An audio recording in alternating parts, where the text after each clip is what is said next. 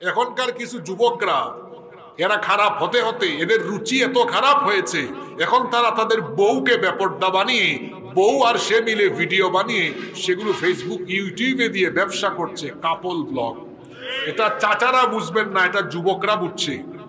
কি যুবকেরা, কথা ঠিক আছে? মহিলা প্যান্ডেলে হয়তো এমনও কিছু বোন থাকতে পারে মনে মনে কাপল ব্লগের চিন্তা আসে।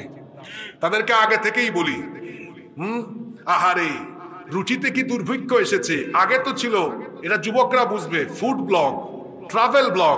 এখন এসেছে নব্য ফিতনা, কাপল ব্লগ। হাজবেন্ড ওয়াইফ কি খায়, কোথায় যায়, কেমনে ঘোরাঘুরি করে, ঢলাঢলি মাখামাখি সব ভিডিও বানিয়ে ফেসবুকে, ইউটিউবে বা টিকটকে দিচ্ছে।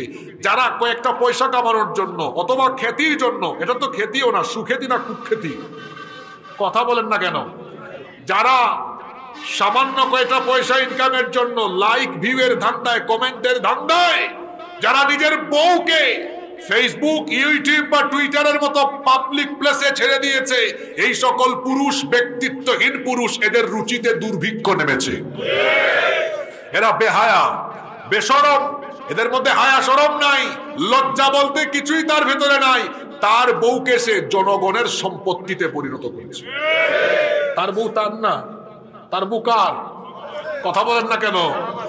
বেহায়াদের যদি আমার এই কথাগুলো শুনে একটু হায়া শরম থাকে তো